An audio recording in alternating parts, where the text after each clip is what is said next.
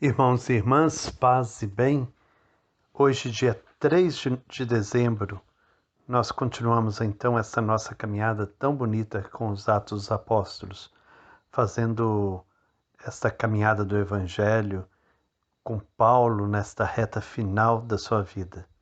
Que nós possamos então buscar inspiração para uma vivência cada vez mais fiel ao Evangelho, sendo uma igreja de discípulos e uma igreja missionária.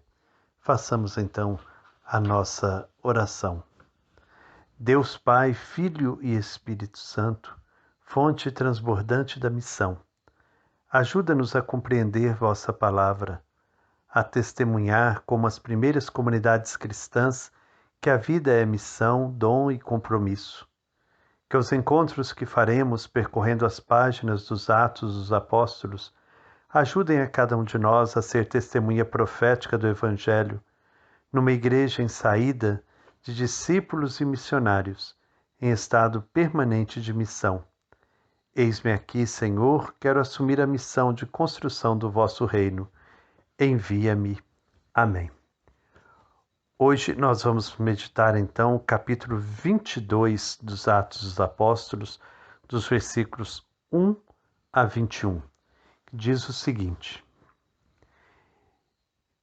Irmãos e pais, ouçam a defesa que eu agora apresento a vocês. Quando ouviram falar em língua hebraica, fizeram mais silêncio ainda. E Paulo disse: Eu sou judeu, nasci em Tarso da Cilícia, mas fui criado nesta cidade, instruído aos pés de Gamaliel, segundo a rigorosa observância da lei de nossos pais, cheio de zelo por Deus, assim como todos vocês são hoje. Persegui mortalmente este caminho, prendendo e lançando na prisão homens e mulheres, como o sumo sacerdote e todos os anciãos podem testemunhar.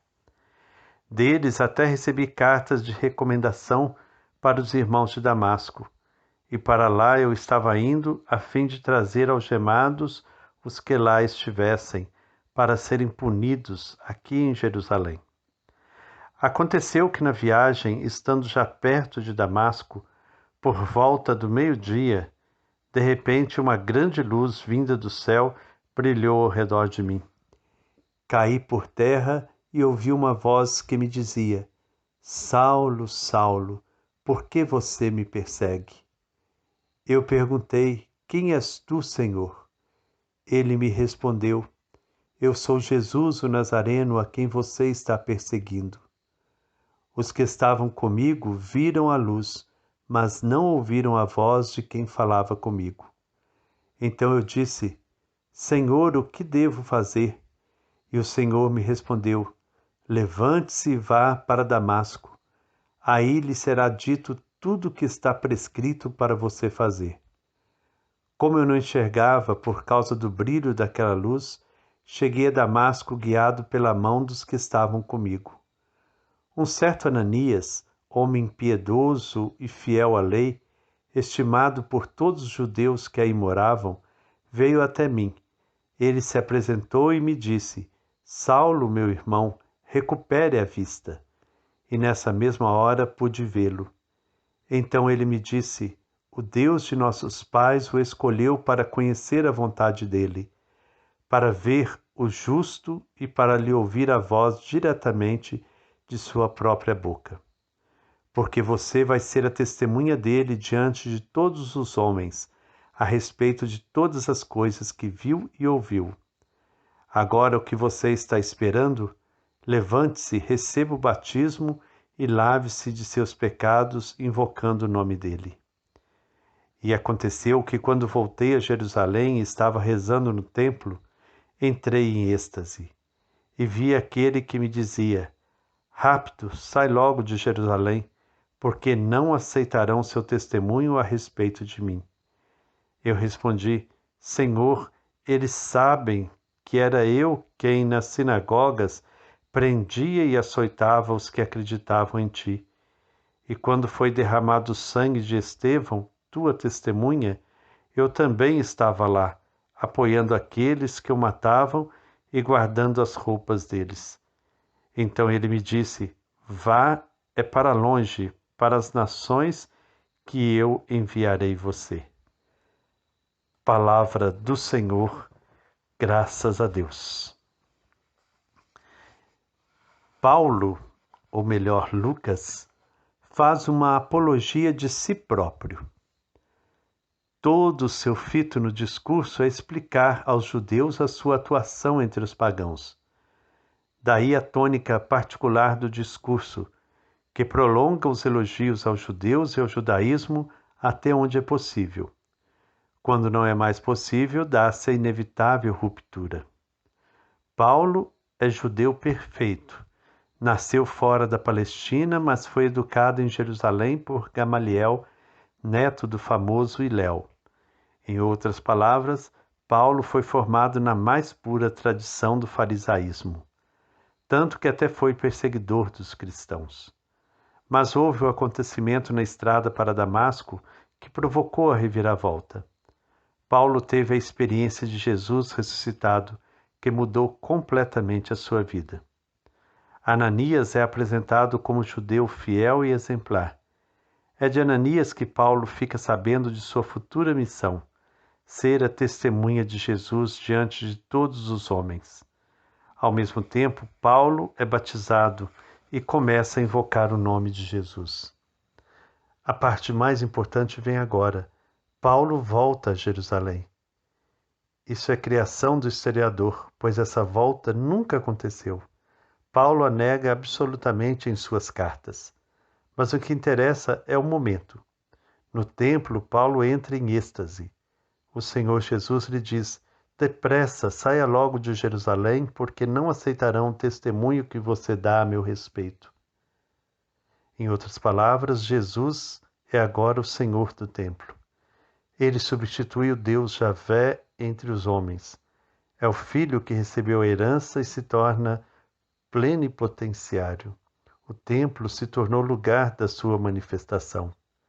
Como em todos os relatos de vocação, Paulo resiste. Seu argumento é de que, como perseguidor que foi, será acreditado pelos judeus. Sua mudança poderá provocar a mudança de seus irmãos. Mas Jesus lhe assegura: Vá, é para longe, é para os pagãos que eu vou enviar você. Aqui há muita coisa não dita. Falando dentro do templo, o centro do judaísmo, Jesus desautoriza o templo. O centro da religião não é mais aí. A presença de Deus não está mais apenas no templo, mas em todo lugar em que o seu nome, o nome de Deus e de Jesus, for invocado.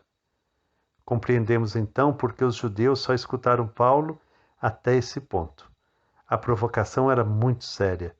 Paulo estava dizendo que o cerne da religião não estava mais ali, entre os judeus, ou seja, o templo não tinha mais o sentido de centro. Então, creio que hoje esse discurso de Paulo, ele é muito importante dentro dessa caminhada dos Atos dos Apóstolos. Paulo volta novamente à origem da sua vocação.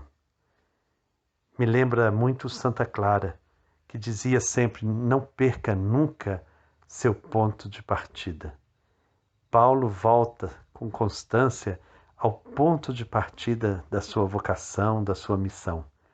Como é importante a gente também voltar sempre ao nosso ponto de partida, não para ficar num saudosismo olhando para trás, mas para pegarmos impulso, para irmos para frente. A nossa experiência originária, aquela experiência profunda de Deus que já vivenciamos no nosso passado, precisa ser luz, vigor para a nossa missão hoje.